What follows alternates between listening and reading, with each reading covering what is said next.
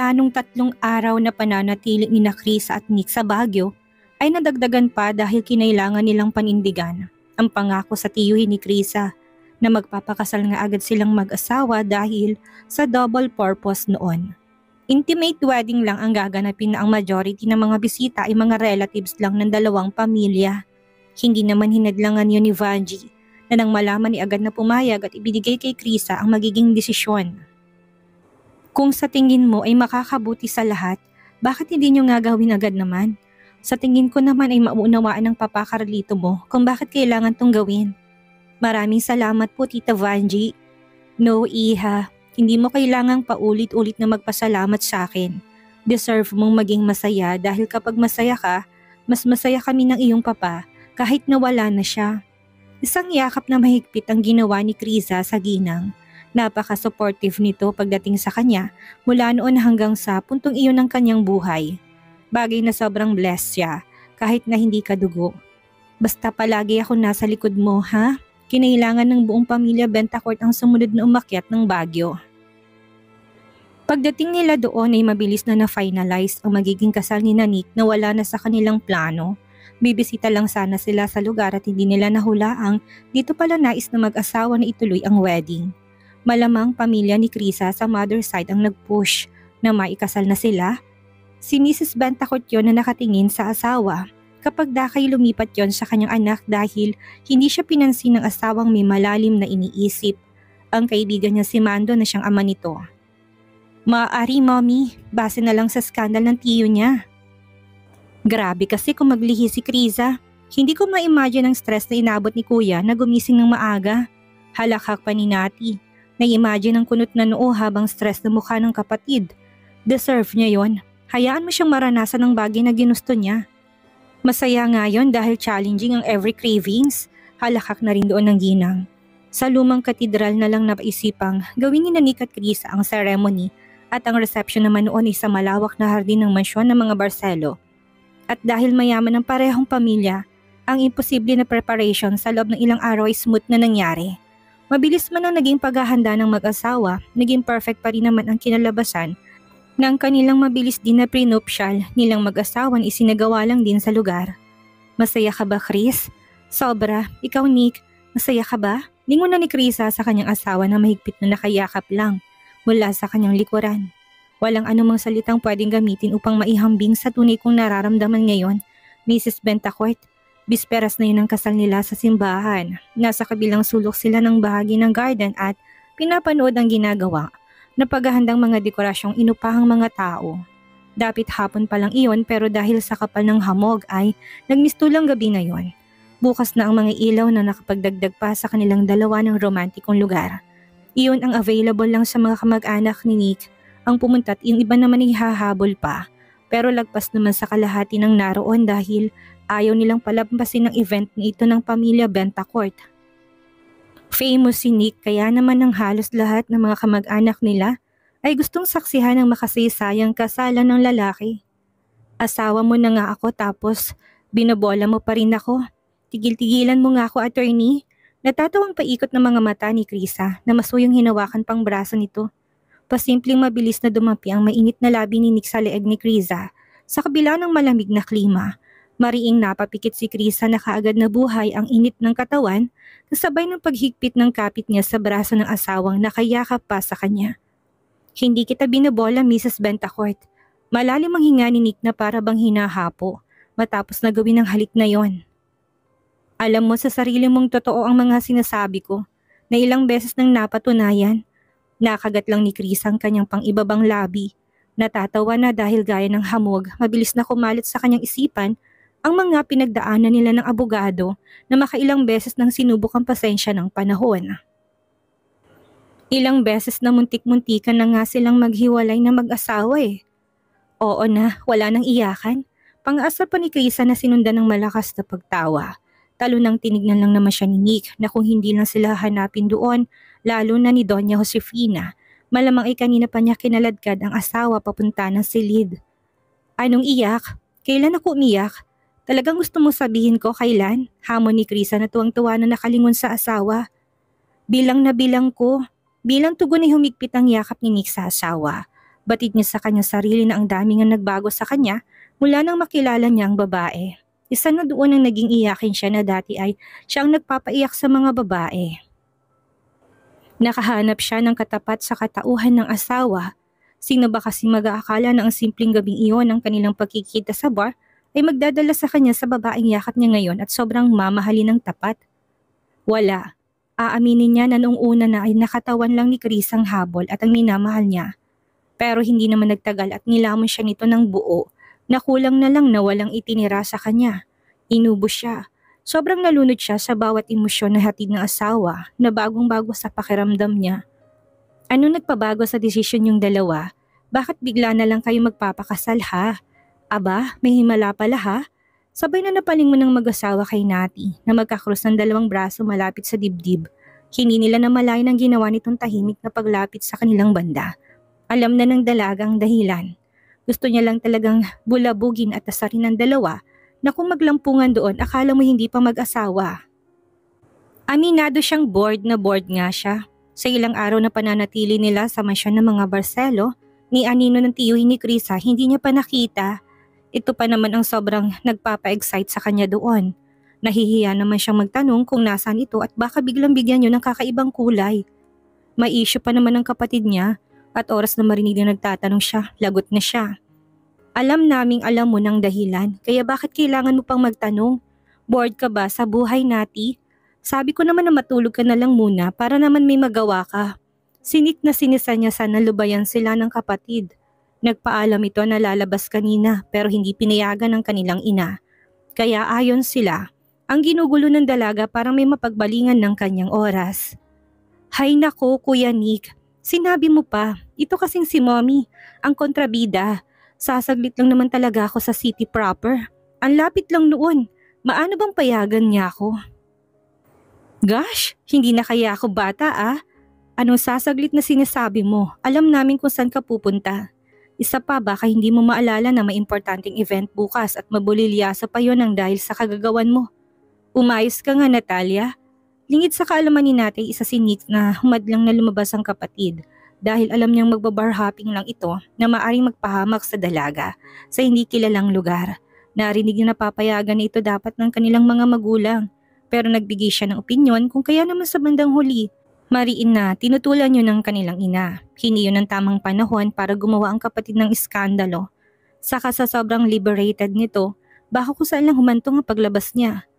Anong akala mo sa akin magkaka-amnesia? Total ayaw niyo akong palabasin. Pwede bang ipahiram mo naman sa akin ang hipag ko ngayon? Palagi mo na nga siyang kasama eh. Napaka-clingy mo. Linta ka ba sa past life mo, Kuya Nick?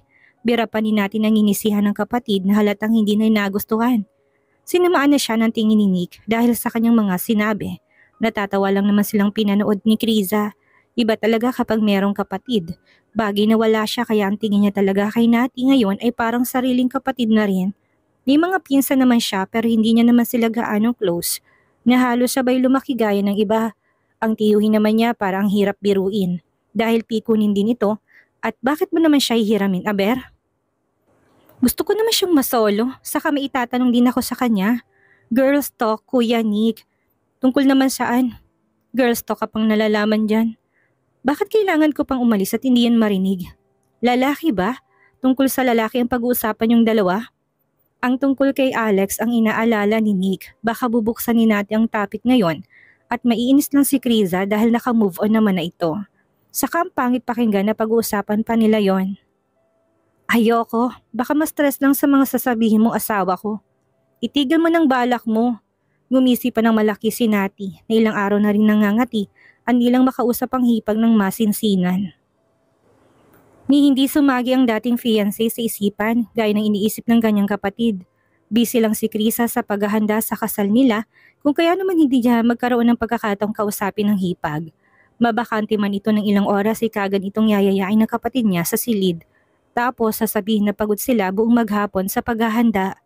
Bagay na alam ni natin na ginagawa lang na dahilan ng Kuya Nick niya. Para syempre, masolong kanyang asawa sa kwarto. Bumaba ng tingin ni Nick sa suot na damit ng kanyang kapatid na sobrang out of place. Hindi rin yun nababagay sa klima. Magpalit ka nga ng damit mo Nati. Ang ginaw-ginaw tapos nakaskirt at crop top ka. Balutin mong katawan mo't nakakairita. Wala pang summer. Hindi ka ba kinikilabutan sa malamig na hamog ha? What's wrong with my clothes, Kuya Nick? Ganito na ako manamit dati pa. Arko na isang kilay ni Nati na mahinang ikinahagikik ni Krisa na mataman pa rin nakikinig sa palitan ng usapan ng magkapatid. Sobrang na-entertain siya sa ginagawa nilang palitan ng mga salita. Single naman ako kaya ano problema? Magalit ka sa akin Kuya Nick kung taken ako tapos panay ang papansin ko sa suot ko. Namilog ang mga mata ni Krisa sa kanyang narinig na aminadong nagpapapansin si Nati. Malamang isa sa mga pinsan niyang tipo nito na naroon ngayon. Ibig sabihin lang din na hiwalay na talaga sila ng dati niyang nobyong si Alex. Dapat lang naman talaga yon. Gago ba naman si Alex na ibulalas? Ang pag-ibig ko nun ito sa kanya sa harapan mismo ng fiancé niya. Tapos nakipagsuntukan pa sa kapatid ng dalaga na future bayaw niya. Mabuti na lang at sobrang problemado si Krisa noon. Dahil kung hindi baka kung ano na rin ang nagawa niya ng saktan nitong kanyang asawa. Malamang din ay bibitawan talaga niya si Nati kahit na mahal pa siya nito. Nakikita tuloy ni Chris ang katauhan niya sa hipag. Matapang, yet sweet pa rin ito. Laking pasalamat na lang din niya na hindi na lumalim pang galit noon sa kanya ni Nati dahil involved siya sa naging hiwalayan nila. Bagay na ipinagpapasalamat niya sa nasa itaas. Nagpapapansin ka, Nati? Kanino sa mga pinsan ko? Willing ako maging cupid niyo. Harap na ni Krisa kay Nati na kumikinang ang mga mata. Sumulya pa ito kay Nick na halos mahulog ang panga sa gulat na parang teenager na kapatid kung makipag-usap sa hipag. Gumisi si Krisa nang makitang hiya sa mata ni Nick dahil nahihiya siya sa pinagsasabi ng kanyang kapatid. Maya-maya ay bumaling ulit siya sa hipag upang ituloy ang kanyang litanya. Low-key na irereto kita, sabi mo kung kanino Nati. Parang batang naghihintay ng pasalubong na kumikinang ang mga mata ni Nati. Sa sinabi ni Krisa, inalis niyang pagkakahalo kip-kip. Binasabasa niyang kanyang mapulang labi at saka kiyameng ngumiti na. Nati, sinik na hindi gustong kislap ng mga mata ng kapatid na para bang in love ang kapatid.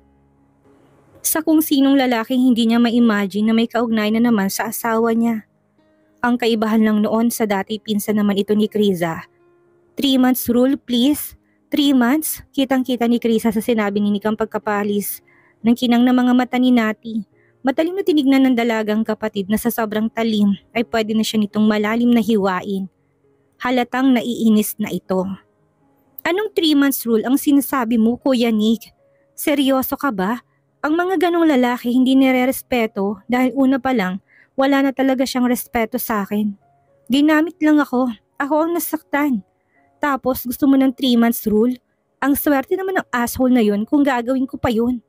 Maging si Chris ay napawi ng ngiti. Tinagilid ang mukha sa asawa na para bang porket kabaro nito ay kinakampihan na niya. Umayos ng tayo si Nick dahil sa ginawa ni Krisa. Ngayon ay 2 pares na ng matalim na mga mata ang matamang nakatingin sa kanya na parang nagbabanta sa buhay niya. Hindi para kay Nati, kung hindi para sa'yo. Para yun sa sarili mo. You need to heal. Sus, okay na talaga ako Kuya Nick. Healing? Sa mahina lang yun. Pwedeng-pwede na nga ako muling lumandi at may target na rin akong landiin.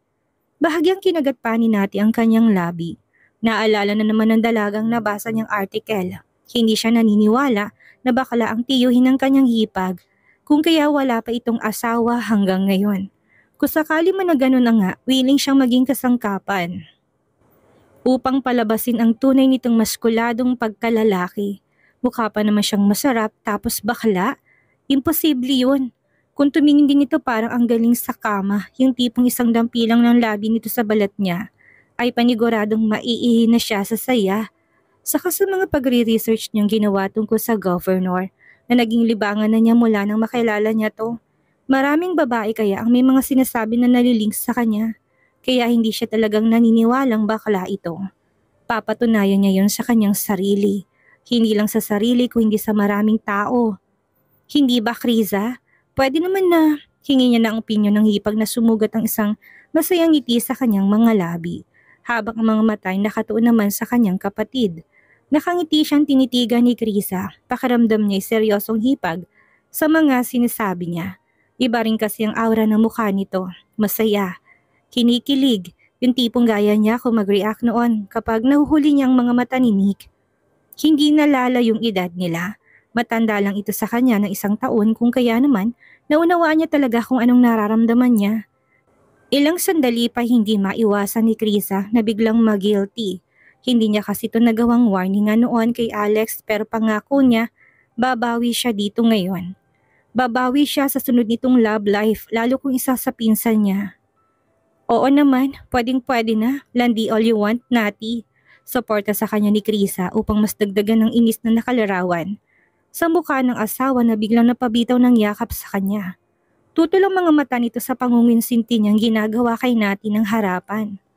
So sino sa mga pinsan kong target mo, Nati? Nisipan ni Krisa nang umuso na sa umpukan ng halos mga single niyang pinsan. Nag-appear sina Krisa at Nati nang makahulugang magkatitigan ng ilang saglit sabay lingon sa piko na mukha ni Nick na halatang walang magawa. Hindi ito makapaniwala na pinagtutulungan siya ng 2 babae nang harap-harapan at binabaliwalang mga sinasabi niya. Yung tipong walang bilang sa kanilang anumang opinyon niya sa sitwasyon na meron ngayon ng kanyang kapatid. Ganyan nga Kuya Nick, Chupi, Alice.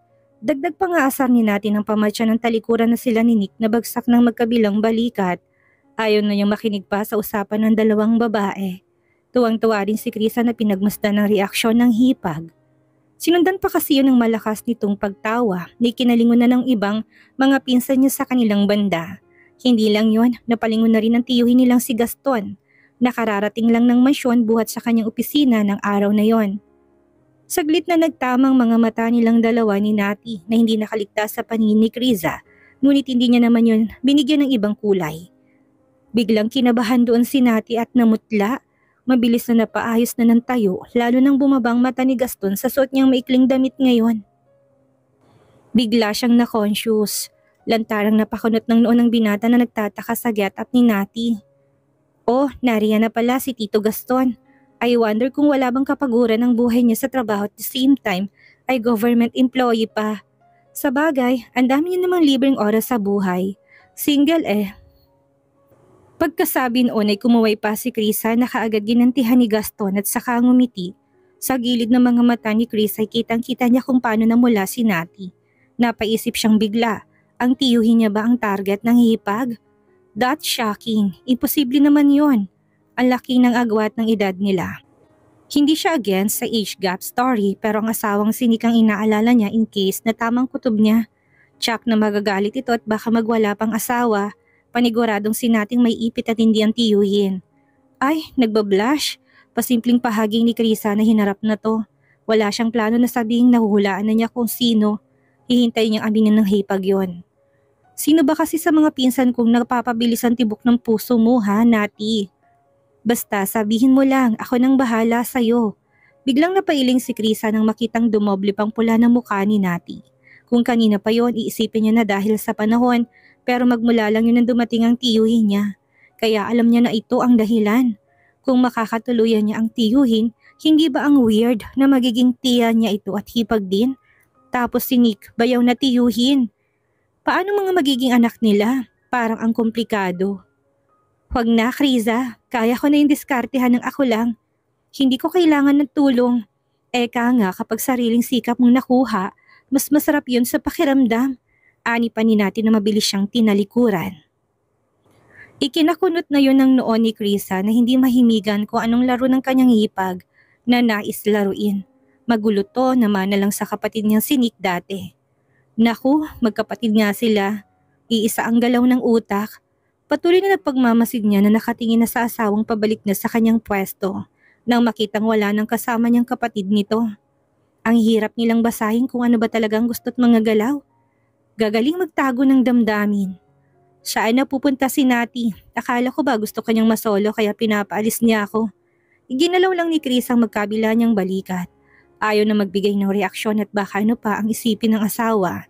Hindi naman niya pwedeng isumbong ang napansin niya dahil baka masira ang kasal nila. Hindi naman barumbado ang asawa pero baka lang gumawa ito ng komosyon at pagalitan ng kapatid. Pare-parehas din silang maapektuhan kaya naman ititikom na lang niya ang kanyang bibig. Hahayaan na lang niya na ito mismo ang makadiskubre ng lihim na pagtingin ng kapatid sa kanyang tiyuhin. Sinabi niya kung sinong natitipuhan, umiling sa kanya si Krisa. Hindi, baka ginugood time ka lang niya. Gustong asarin, kilala mo kapatid mo. Baka nga, kadaming manliligaw pero basura pang napipili. So suportahan ko naman siya sa kahit na sinong lalaki basta makita kong pinapahalagan siya. Oras na makita kong pinapaiyak siya at sinasaktan. Pahahalikin ko talagang kamao sa mukha ng lalaking yun nang walang pag-aalinlangan. Ako yung tipo ng kapatid na sasamahin siya sa lahat ng gusto niya. Pero ayoko masaktan din siya. Nanahimik si Krisa kung kaya naman muli pang umalikon ang isang braso ni Nick sa bewang niya. Paano kung ang tiyuhin niya yun? Lumibot ng mga mata ni Nick. Ayaw mo bang maupo? Kanina pa tayo nakatayo dito. Baka ngalay ng mga binti mo. Napagiya si Nick kay Krisa patungo sa hindi kalayo ang bakanting upuan. Napansin ni Nick ang pananahimik ng asawa. Ilang beses itong nilingon matapos nilang magkatabing maupo. Tinatansya kung good mood to at pwede siyang kausapin sa matagal na niyang gustong banggitin na paksa sa asawa. Nag-aalinlangan lang siya pero ngayon ay parang ready na siyang sabihin ang nilalaman ng kanyang isipan. Gusto niya kasing maging okay ng lahat sa kanila after ng kasal. At naniniwala siyang mas magiging magaan ang pamumuhay nilang mag-asawa kung lahat ng ito'y mapag-uusapan nila. Magiging panatag din ang isipan at puso nila. Merong kapayapaan at wala ng anumang galit pa ito. Chris, may gusto nga pala akong itanong sa'yo. Huwag mo sanang masamain, matagal ko na itong pinag-iisipan at ngayon feeling ko, ito na ang tamang pagkakataon. Lawakan mo sanang pangunawa mo, kung ano man naman ang magiging desisyon mo, igagalang ko. Mula sa tinitingnan na sina Doña Josefina, Vangie at Mrs. Bentacourt, sa hindi kalayo ang table na panakanakan tawanan ay nailipat ni Krisa. Ang mga mata sa mukha ni Nick na naghihintay na magiging tugon niya sa naging katanungan. Tinaasa niya ito ng kilay sa word na ginamit niyang lawakan umano ang pangunawa niya. Natatawa siya dahil parang client lang ang tono ng pakikipag-usapan nito sa kanya. Tungkol saan? Binasa muna ni Nick ang kanyang pang-ibabang labi upang kumuha na rin ng lakas. Baka kasi biglang maging violent ang reaksyon ng asawa niya sa sasabihin niya. Tungkol sana sa tunay mong ama.